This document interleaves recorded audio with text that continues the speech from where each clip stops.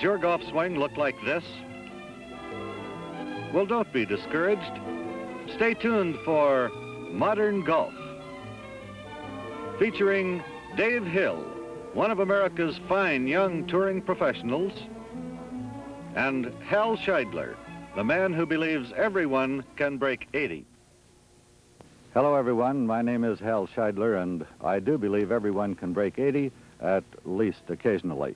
Of course, that's the purpose of our show, to help you to build an image, a good golf swing in your own mind, and to enable the average golfer to break that magic mark of 80. We're speaking to you today from the beautiful Indian Wells Country Club at Palm Desert, California. And working with me, as usual, on these shows, one of America's fine young touring professionals, Mr. Dave Hill. Dave, nice to have you with us again. Nice to be here, Hal. This is a beautiful day. We've got a little bit of a breeze, but I don't think it'll bother us too much. Well, I hope not. Dave, I understand that we're going to go into some of the fundamentals of the 9-iron today. Not so much the club itself, but simply using it because it is a good basic club to use. But we will be working more than anything on the swing pattern or on the plane of the club head. Yes, Hal, I believe, and I always start a practice session with some little rhythmizers that get your hands and your arms and your legs working. They sort of get you in tone, sort of like anything else you do. You got to have some kind of exercise before you start. And anybody that does this little thing will have a little bit better time getting the swing pattern and getting the rhythm down. Fine, and I think, too, Davey, that the use of some string, which we will use throughout, and some close-ups of the hands in the various positions will help them considerably in developing a good golf swing, and without a swing, you haven't got much, have you? Well, it's sort of hard to play. It's hard to get it in the hole. Okay, as I said, we're speaking to you from Indian Wells Country Club. We hope that you'll stay with us, and we'll be with you down on the practice tee when Davey goes to work in just 1 minute.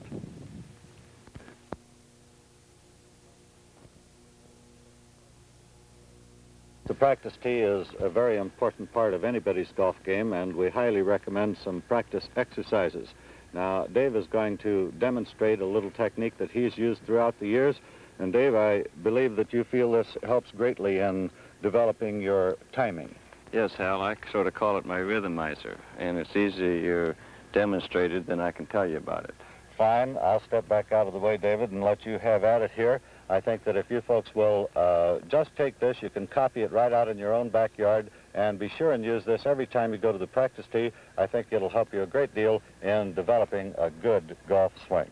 Davey, have at it. We'll start, Hal. Well, it's sort of like taking ballet lessons. You start with the club here, and you let it swing. No forced effort. You just let the club head do the work. And in doing so, you can see that the arms are working, and the legs are starting to move. Actually, you do exaggerate the foot movement in this exercise, do you not? Yes, Hal. I want to exercise every muscle I'm going to be using, and this also improves the rhythm. You can see that I haven't speeded the swing or slowed it up in any one phase. Actually, you feel as though the club head is pulling the hands and arms and almost swinging the body. That's right, Hal. It's very good feeling, really, after you get used to it. And it's not difficult. All right, now would you just hit a couple of shots for us and show us how that timing and tempo actually comes into hitting a good golf shot? I'll do that by keeping the club moving. I'll show you how we do it. Okay, let's have at it again. And then we can start from scratch and go at it like you would. The same swing, not any faster. One more and we'll let you off for a moment. As you can see, Hal, I have not put any effort into this swing at all. Just start the club and let it fall. I think we'll put that in some slow motion, David, and let them have another look. Okay, fine, Hal. When studying the swing of a golfer, you should attempt to watch only one thing at a time. From this position, you can best see the swing pattern and the action of the right arm. There are a few players who loop the club on the backswing and yet play very well. But take my word for it, they are the exception rather than the rule. This view best discloses the leg action and head position. By mentally drawing a vertical line from the ball to the player's head, you immediately catch any swaying or dipping of the anchor point, the head. A great number of players slide behind the ball to lengthen the swing and get increased distance. Yet all the fine players will stop this slide short of the initial position. Failure to stay behind the shot is a pretty good guarantee that you'll leave it out in right field. Unless you're a camera, you're not likely to find yourself in this spot. From the pro's standpoint, shots from this angle can be invaluable. The swing pattern, shoulder turn, hip move, and left side extension are all brought into focus, and the slightest error is immediately apparent. Anytime that right shoulder comes into view near the start of the downswing, you can expect that pro to head for the practice tee in short order. Many spectators fight for this spot, but I believe it to be one of the least revealing positions from which to analyze a swing. About all you can really judge from here is head position and the club face path through the impact area. I occasionally watch from this spot, but generally only to check head position. If the player slides or dips, it's quite obvious. Now, there's a pretty simple little practice session for you, but I guarantee that if you copy it, it's certain to help the rhythm and timing of your golf swing. I've asked Dave to step out on the course and pop 3 or 4 balls up here at the flag and show us just how it works when you really put that same tempo into action. Probably the best lesson to be learned here is the ability to finesse the ball. This is birdie distance and calls for the tender touch that separates the player from the chopper. The big secret is to let the club head do the work. The same finesse and rhythm that Dave was discussing in the practice session come into play on shots such as these. Only practice can teach you to set the mental clock which determines how far you will hit a short club. Remember Dave's tip on the short irons. The length of the backswing must determine the length of the follow-through. In other words, the swing is the same length on both ends. And above all, never hit at the ball. Just swing the club and let the ball get in the way.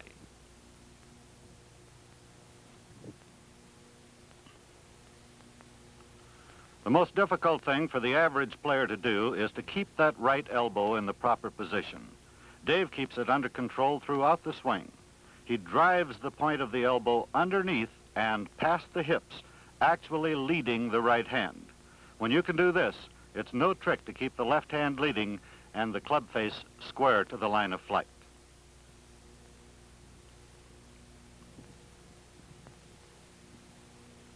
Although I don't recall ever seeing this shot in a golf show, I believe it to be outstanding in conveying to the student the need for great body and leg action in a good golf swing. Checking the relativity of the head and the golf ball proves that they remain reasonably constant, yet the undercarriage has great motion throughout the swing. Freedom of movement is vital. If you freeze the lower portion of the body, the upper portion is robbed of all its strength and speed. Relax, swing the club, be firm only where you must, and get the entire body into the act. Most of the things that we show you in our series of Modern Golf are of really no benefit at all to you unless you take them to the practice tee with you. I suggest when you're going to watch one of our shows that you got a pencil and a notebook, make a few notes, just take down 1 or 2 things from each show, take them out to the practice tee and work on them, and I'm sure they'll benefit you a great deal. It's impossible for anyone to absorb all that's concerned with the game of golf in a very short time, but if you gain 1 point from each of our series of shows, you've got to be a better player. Now, in just a moment, we're going to take a look at 4 potentially good players who were kind enough to permit us to photograph their tee shots on the par 3 6th hole here at Indian Wells. I wanted you to have a fresh image of Dave's swing in your mind so you can make a comparison. This is in no sense an attempt to ridicule these gentlemen. Actually, all could be very fine players with just a bit of help. All 4 have 2 major basic faults, both of which can be overcome quite easily, simply by setting up the left side, keeping it firm and leading throughout the swing. All 4 of these fellows are right-hand hitters, and they completely overpower the left side.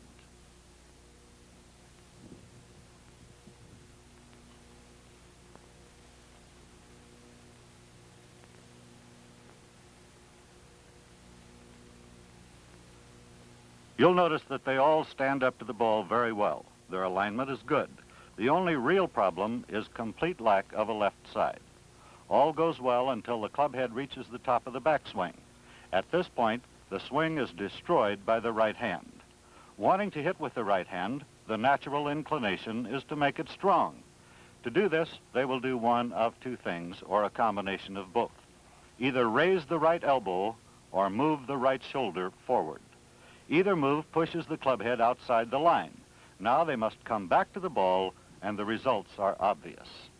Never start the downswing with the right hand. Keep that elbow tucked in close to the body. When you reach the top of the backswing, the first move is the point of the left hip directly toward the target. Pull straight down with the left hand and keep that left arm straight and firm, moving from the inside out through the ball.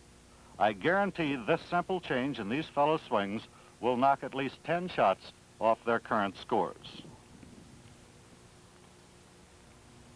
There's a simple saying that tells the whole story. Think left and play right. Remember that next time you head for the practice tee. Think left and play right. The worst player can hit it too hard with the right hand. The greatest player who ever lived never hit it too hard with the left. Some people say, where did we devise our particular system for teaching? We don't have any particular system for teaching. All we have done have taken the basic fundamentals that are used by all the fine touring professionals in America today. I think that we may say it a little differently, but our approach is not revolutionary in any sense. It's just good, old, everyday, American-style golf. Let's go back and watch Davey in action again. Dave is a fine example of the stand-up, straightaway, square player. There are no gimmicks in his approach to the ball. He believes, as I do, that what you never take out of position, you never have to put back. I consider Dave's golf game to be completely orthodox and the simplest swing applicable to the most people. I'd like to point up his hand, body, and club head position in various areas. Possibly next time you go to the practice tee, you can check your action against his and maybe find a fault you'd like to get rid of. He moves into the ball with the feet close together in line with the target, then spreads them for balance. The grip is very standard, with the hands facing each other, and all pressure is in the back 3 fingers of the left hand and the first 2 fingers and thumb of the right hand. The thumb of the left hand is just slightly to the right of the center line of the shaft.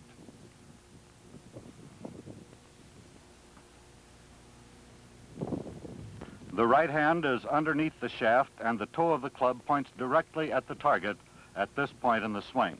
The left hand is very strong and ready to pull the butt of the club down and out through the ball.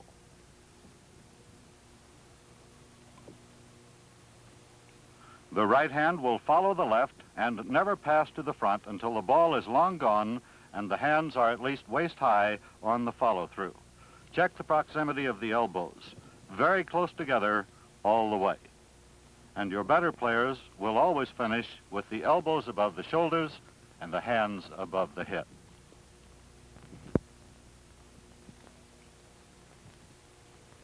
Notice that the club and arm form a straight line from the ball to the left shoulder with the hands slightly ahead of the ball. Getting the hands too far back will rob you of distance and control. At the halfway point in the backswing, the toe of the club points to the sky and the right elbow points to the ground. The hands are very strong and the right hand is underneath the shaft. 1 foot beyond impact, the knuckles of the left hand are still moving directly toward the target. The club face is still square to the line. Keeping the club face square for as long as possible provides a much greater hitting area. If the knuckles keep driving straight ahead, you can forget the club face. It can't get out of position. The hands have only to continue to a natural finish, and the results will be most gratifying. We know a lot of the folks know that I've traveled on the tour quite a bit with Dave, and they're always asking questions about the tour, the young fellows, the glamour, and so forth, and so we thought we'd get it right straight from the horse's mouth. Davey, you've been on the tour for several years now. I know that you've been an ardent student of the golf game since you were maybe 8 or 9 years old. Would you tell us why you decided to turn professional? Well, Hal, it's sort of like the only thing I know how to do. I started as a caddy when I was 8 years old, and I guess golf has always been it. I was never too good at the books, and so I decided that I'd play golf for a living or work in a pro shop just to be around the game. Well, I think it's turned out very nicely for you. I know you've made a comfortable living, and your great years are just now coming up. Would you tell us a little bit about the so-called glamour of the tour, Dave? I know that everyone envies the professional golfer. They say about all he does is traipse around the country, follow the sun, and play on the finest golf courses in America. What's your real feeling about this? Well, I don't believe it's all peaches and cream as the general public believe it to be. It's a lot of work. It's a 24-hour day job, really, because you're thinking about golf every moment you're awake, and if you're not playing it. And when you play badly, you can't sleep nights, and the only good thing about it is that you're living the way the millionaire lives when he takes a vacation, and not because you want to, because you have to. I think that attitude would have a great deal to do with being successful on the tour, Davy. I, of course, know you very well. I know how attached you are to your family, and I know what it means to you in this sense to be away from them a great part of the time, as it's impossible for them to travel with you all the time. Well, it isn't much of a home life. I would say you don't have much of a home life, either for yourself or your family. Like I say, I get home about once every 3 or 4 weeks, and then I'm only home for a week. So you can't call that much of a life for your family or yourself. Well, I know, too, Dave, that despite everything you've said and everything I've said right now about the bad points of it, there are a lot of wonderful things about the tour, and you have an opportunity to meet fine people and to play golf courses that you would never play, to go places that you would never be able to go otherwise, and I'm sure that way deep down, you're pretty happy with your lot. Oh, you wouldn't do anything over again if I had it to do. I say the wonderful things about it are meeting the people, and you learn to appreciate the work that these people that put on the tournaments go through. They work real hard to get their course in shape, and most of the courses we play are just lovely. Well, Davy, a little insight into the game of golf, and thank you very much. We'll be talking more in some of the other series. It's an interesting subject. Fine, Hal. Dave is all set for our competitive feature, the time in each of our shows when he actually competes with himself, playing one ball in the conventional manner and the other with one hand, completely releasing the right hand immediately following impact and forcing the left hand to continue the swing. This is the fine 17th hole, a par 5 playing out at about 570 in an absolutely beautiful setting. Out of bounds, very tight on the right side, large trees and shrubs lining the left fairway. A man-sized golf hole even for the long-hitting pro. For the conventional ball, the driver. Dave will set up for the right center of the fairway and attempt to draw the ball back on the line. There's far less trouble on the left. And he makes a fine pass at it and couldn't have dropped it in a better spot. Dead center in the fairway and out about 275 yards. With one hand, Dave will get just as much distance and many times more, but does find difficulty in hooking or drawing the ball.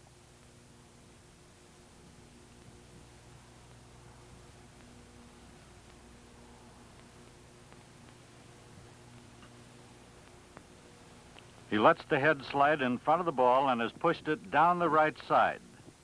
Catches the cart path and takes a big jump. That ball is out about 300 yards, but in the trees and could be trouble. For his second shot in the conventional manner, Dave will use a 3-wood. He has no chance to get home. In fact, must really bust one to even get close.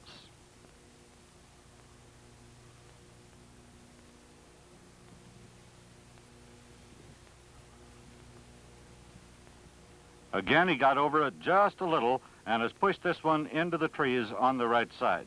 That young fellow will be on the practice tee tonight. For his second shot with one hand, Dave will use a 2-iron, attempt to shoot it low under those overhanging limbs, and then draw it in front of the green. Dead perfect, and he has a little 30-yard pitch left to the green. Now Davy has a mighty tough little shot here.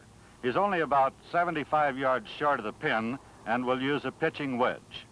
There's a small opening between that large palm and the deciduous tree on the left. However, the ball must get up very quickly and the direction must be perfect. A fine shot, finds the opening, the distance looks just about right, and there it is, about 10 feet left of the pin in good birdie position. Although this is the ball Dave has played to here with one hand, he will use both hands for this finesse shot with a pitching wedge. He will attempt to hit a very soft shot on the front edge of the green and let it die quickly. He has it right on the line, catches the edge of the fringe, and kicks to the right. Still a fine approach and a highly makeable 4-footer for a birdie. Note Dave repairing the ball marks. If we would all do this every time we walk on a green, our courses would be in a lot better shape, and the club budget might even be cut a little.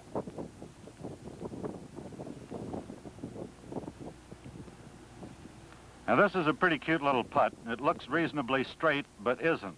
It breaks very hard to our left, and Dave must start it out at least 3 feet above the hole. He read it real good, but played it a little cozy and will have to settle for a par 5.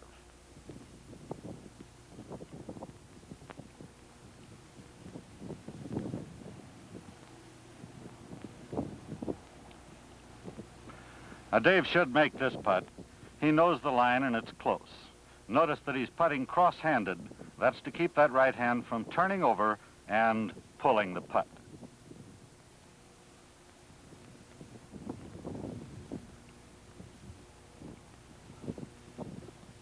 Good line and a good stroke, but a little too hard. Just a bit softer and that one would have been in the cup. Par 5s with both balls.